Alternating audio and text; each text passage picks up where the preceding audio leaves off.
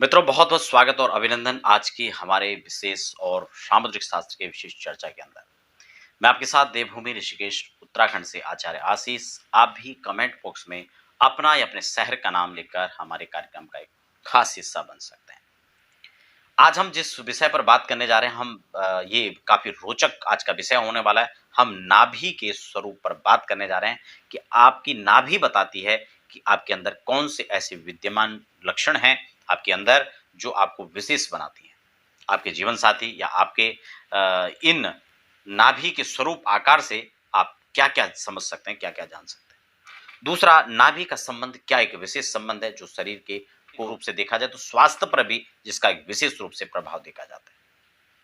शारीरिक संरचनाओं में देखें तो नाभि अपने आप में केंद्र तो है ही, लेकिन उसके साथ-साथ में आपने देखा होगा कि ये नाभ जो है, ये आपके स्वास्थ्य का भी एक विशेष असर रखने वाली एक बिंदु है यहाँ पर।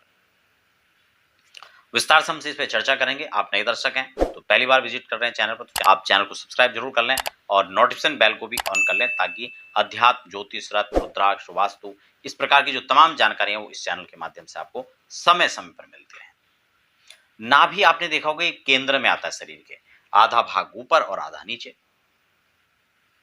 आपने देखा होगा कि नाभ को जो है विशेष रूप से जब देखने वाली बात आती है तो आयुर्वेद के अंदर जो आयुर्वेदाचार्य हैं वो नाभि पर खास फोकस रखते हैं और सामुद्रिक शास्त्र के जो जानकार हैं वह भी नाभि पर विशेष अपना जो एक ध्यान रखते हैं, क्योंकि ये नाभ आपके स्वास्थ्य, चारित्रिक, आपके शुभ अशुभ कई प्रकार के लक्षणों को यहाँ पर जो है बताती है।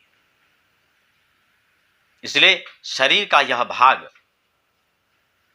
आपने कई बार ये तो सुना ही होगा कि नाभ गिर गई और उस नाभ गिरने से कई बार लूज मोशन हो जाना, शारीरिक दुर्बलता। तो ये नाभ खिसकना, नाभ गिरना या नाभि उतरना, इस प्रकार की जो चीजें हैं वो आपने अक्सर सुना होगा और प्राचीन समय में कुछ सामान्य लोग ही इसका इलाज कर देते थे। वो बात अलग है कि आज तो सिर्फ एलोपैथी पे हम लोग डिपेंड हैं, इसलिए सिर्फ डॉक्टरों के पास जाएंगे और वहीं जाके इलाज होगा। सारी समस्याओं का निदान वहीं आजकल है और वहां समस्या ये भी है कि एलोपैथी के अंदर एक समस्या खत्म होती है और दूसरी शुरुआत, उसका स्थिर निदान है ही नहीं कोई नहीं। जबकि प्राचीन समय में इन चीजों को इसको खत्म करने का भी एक विशिष्ट इलाज होता था और उसका कोई साइड इफेक्ट भी नहीं होता था।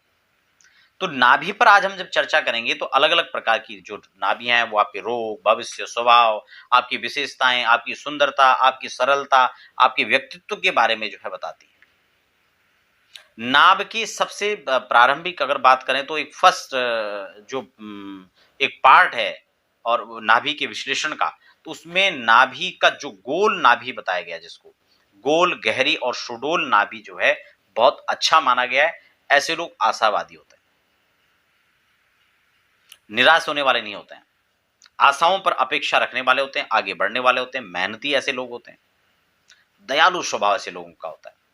स्वास्थ्य की बात करें तो ऐसे लोग बड़े स्वस्थ होते हैं, क्योंकि जब भी नाभि इस प्रकार की सुडौल, गोल और गहरी नाभि होगी तो वो निश्चित रूप से उस केंद्र को एक उचित मात्रा में जो वहां से चाहे ऑक्सीजन की बात हो या फिर शारीरिक सौंदर्यता की बात हो, तो वो कहीं ना कहीं वहां से एक सेंटर पॉइंट जो वहां पर है उसमें सही लक्षण और सही रूप में जो एनर्जी है उसको जो है वो एक्टिवेट करती है। वो एनर्जी वहां पे सही रूप से बनी रहती है। सामुद्रिक शास्त्र की माने तो ऐसे लोगों का वैवाहिक जीवन बड़ा सुखमय होता है। ऐसे लोग समय समय पर अपनी विचारधारा को अपग्रेड करते रहते हैं, समय समय पर अपने जो प्लान है उनको भी अपग्रेड करते रहते हैं और समय के साथ जो लोग चलते हैं, ये बात तो निश्चित है कि समय के साथ चलने वाला जो व्यक्ति है उस समय निश्चित रूप से समय के अनुसार सफल भी होता है और एक अच्छा व्यक्तित्व भी ऐसे लोगों का देखा जाता है। दूसरी, लंबी नाभि। कुछ लोग की आपने नाभि देखी होगी कि गोल ना होने की अपेक्षा लंबी या चपटी होती है।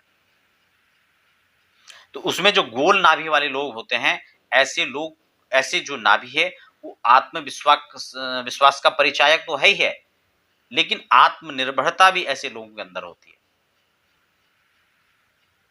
सेल्फ डिपेंड ऐसे लोग होते हैं। नई योजनाओं बनाना या नई योजनाओं पर काम करना, ऐसे लोगों की विशेष गुण विद्यमान होते हैं। आत्मनिर्भरता के साथ में ऐसे लोगों की सूक्ष्म दृष्टि भी देखी जाती है। जल्दी से किसी पर भरोसा न करना, और दूरदर्शिता के साथ ऐसे लोग काम करते हैं। भाग्यशाली ऐसे लोग भी माने जाते हैं। समतल नाभि की बात करते हैं तो सामुद्रिक शास्त्र के अंदर जो समतल नाभि वाली खासकर जो महिलाएं होती हैं, बहुत ज्यादा उभरी भी नहीं नाभि है, समतल नाभि है, तो ऐसे उसको स्वरूप के हिसाब से भी सुंदर तो माना जाता है गोल की अपेक्षा, और स्पष्टवादी ऐसे लोगों का जो आचरण होता है, सही को सही गलत को गलत, ये नहीं कि हाँ ये बुरा मान जाएगा इसलिए इसकी बात पर हाँ कर दो, अभी इसका समय है चलो इसका साथ दे दे, ऐसा नहीं। ऐसे लोग स्पष्टवादी होते हैं, जो कहना है सामने कहना है। बुद्धिमता ऐसे लोगों के अंदर कूट कूट के भरी होती है, प्रचुर मात्रा में इन लोगों का विवेक इनके पास में होता है, और कभी कभी जो वो क्षणे रुष्टा क्षणे तुष्टा वाला जो स्वभाव है, कि कभी एकदम क्रोध आ जाना और कभी उसमें नरमी। तो इस प्रकार का जो लक्षण होता है वो भी ऐसे लोगों के अंदर देखा जाता है, क्योंकि स्पष्टवादी होगा तो निश्चित रूप से क्षणे रुष्टा क्षणे तुष्टा होगा, तुरंत गुस्सा हो जाना तो तुरंत फिर उस बात को संभाल दिया तो फिर छोड़ो, फिर गांठ बांधकर ऐसे लोग उस बात को नहीं रखते हैं। तो उसके बाद जो दूसरी नाभि का वर्णन आता है सामुद्रिक शास्त्र के अंदर, वो है चौड़ी नाभि। कई लोगों की आपने देखी होगी नाभि बड़ी बड़ी होती है, काफी चौड़ापन होता है उसमें अंदर। तो ऐसे जो नाभियां हैं ऐसे लोग अंतर्मुखी होते हैं। स्वास्थ्य के मामले में बात करें तो ऐसे लोगों को स्वास्थ्य जो पेट से संबंधित जो समस्याएं वो भी हो सकती हैं, क्योंकि ऐसी नाभि तब होती है कि बचपन में कई बार नाभियां फूल जाती हैं और उस पर ध्यान नहीं दिया जाता है, तो फिर विकार हो जाते हैं, कई प्रकार की समस्याएं लंबी चलती जाएं और उस पर व्यक्ति अगर ध्यान नहीं देता तो फिर वो नाभि का आकार ही परिवर्तित हो जाता है। सामुद्रिक शास्त्र के अंदर से अगर उसको इस विचारधारा से देखें, अगर वो नाभि स्वास्थ्य मतलब इस प्रकार से विकृत नहीं हुई है और इस प्रकार का स्वाभाविक रूप से है, तो अंतर्मुखी ऐसे लोगों को माना जाता है। खासकर किसी विरक्त महात्मा की इस प्रकार की नाभि हो सकती है, किसी संत मनीषी की हो सकती है, और अंतर्मुखी होने के साथ साथ में ऐसे लोग की अगर बात करें तो कुछ शक्की मिजाज होना, जल्दी से किसी की बात पर यकीन ना होना, कुछ डाउट जैसी स्थिति बने रहना, ऐसे लोगों के स्वभाव में होता है। आंतरिक प्रतिभाएं ऐसे लोगों के अंदर काफी सारी होती हैं, लेकिन ऐसे लोग उसको प्रयोग में नहीं ला पाते हैं। स्वाभाविक है, अगर वो अंतर्मुखी हो गया, महात्मा बन गया तो स्वाभाविक रूप से वो नहीं प्रकट हो पाएगा। लेकिन जो सामान्य रूप से भी इन लोगों की इस प्रकार की नाभि अगर देखी जाती है, तो टैलेंटेड होने के बाद भी अपने टैलेंट को एक प्लेटफॉर्म पर नहीं ला पाते हैं, या तो समय के अभाव में कह लो, या व्यवस्थाओं के अभाव में कह लो, या उसके स्वभाव के अभाव में कह लो, तो वो कहीं ना कहीं फिर समाज से थोड़ा पीछे रह जाते हैं। एक नाभि का आकार होता है अंडाकार। सामुद्रिक शास्त्र कहता है कि ऐसे लोग सोचने समझने की क्षमता तो बहुत अच्छे रखते हैं, समय के साथ अपग्रेड भी अपने को करते हैं, लेकिन कभी कभी ये भी देखा जाता है कि ऐसे लोग बैठे बैठे ही ख्याली पकाओ पकाते चले जाते हैं, और फिर होता क्या है कि समय ऐसे लोगों का ज्यादा खत्म हो जाता है, समय ऐसे लोग ज्यादा गंवा देते हैं। बैठे बैठे योजनाएं बनाते हैं, इस मौके का सही जो समय है उसका सही लाभ ऐसे लोग नहीं ले पाते, मौके का फायदा नहीं ले पाते हैं।